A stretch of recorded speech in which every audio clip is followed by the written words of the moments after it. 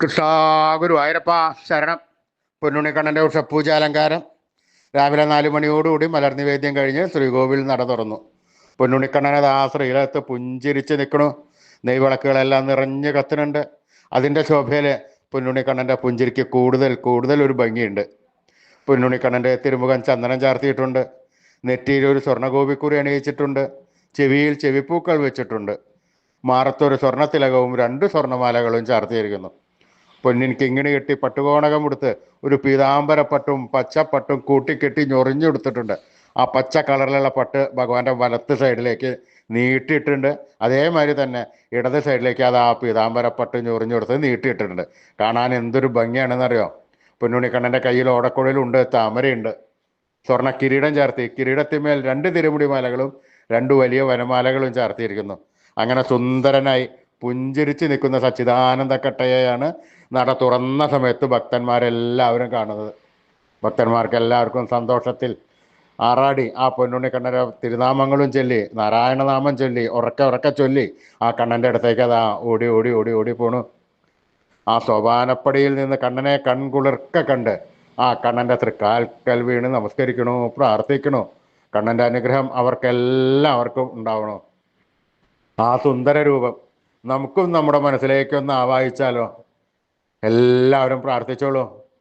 പൊന്നിൻ കിങ്ങിണി കെട്ടി പട്ടുകോണകം കൊടുത്ത് പീതാംബരപ്പട്ടും പച്ചപ്പട്ടും കൂട്ടിക്കെട്ടി ഞൊറിഞ്ഞെടുത്ത് കയ്യിൽ ഓടക്കുഴലും താമരയും പിടിച്ച് സർവാഭരണ വിഭൂഷിതനായി നിന്ന് പുഞ്ചിരിക്കുന്ന സച്ചിദാനന്ദ കട്ടയുടെ രൂപം നമ്മളെല്ലാവരും മനസ്സിലാക്കിയിട്ട് വിചാരിക്കുമോ.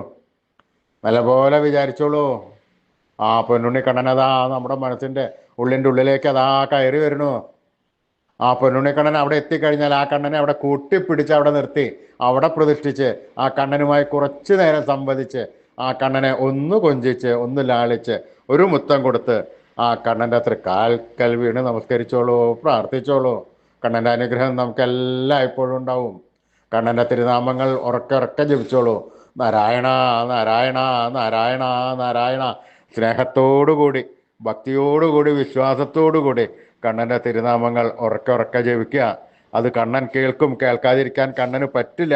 കണ്ണൻ ആശ്രിത വത്സലനാണ്. എന്നിട്ട് നമ്മൾ കൊടുത്ത സ്നേഹത്തിനേക്കാൾ കൂടുതൽ സ്നേഹം വാരിക്കോരി തന്ന് കണ്ണൻ നമ്മുടെ അടുത്തേക്ക് ഓടി വരും. നമ്മുടെ ഒക്കത്തൊന്ന് കയറിയിരുന്ന് നമുക്കൊരു മുത്തം തന്ന് വേണ്ട സമയത്ത് വേണ്ടതെല്ലാം വാരിക്കോരി തന്ന് കണ്ണൻ നമ്മളെ അനുഗ്രഹിക്കും. ഒരു സംശയം വേണ്ട. കണ്ണനെ ഉറക്കെ ഉറക്കെ ഉറക്കെ വിളിച്ചോളൂ. സ്നേഹത്തോടു കൂടി വിളിച്ചോളൂ. നാരായണ നാരായണ നാരായണ നാരായണ. കൃഷ്ണായ വാസുദേവായ ഹരേ പരമാത്മനെ പ്രണതക്ലേശനാശായ ഗോവിന്ദായ നമോ നമ.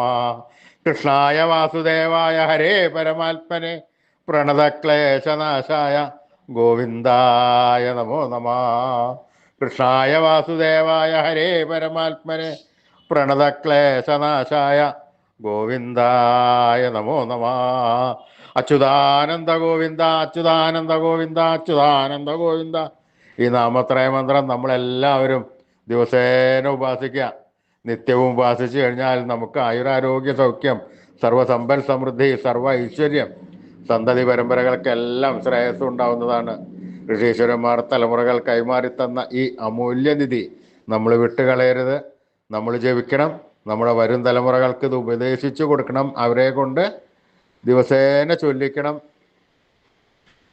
ഈ കലികാലത്ത് ജപിക്കുവാൻ പറ്റിയ ഉത്തമമായ മന്ത്രം കൂടിയാണിത്. അതുകൊണ്ട് എല്ലാവരും ഇന്ന് തന്നെ ജപിച്ചു തുടങ്ങിക്കോളൂ. നാമത്രയ മന്ത്രത്തിന് അത്രയേറെ ശക്തിയുണ്ട്. അച്യുതാനന്ദ ഗോവിന്ദ അച്യുതാനന്ദ ഗോവിന്ദ അച്യുതാനന്ദ ഗോവിന്ദ.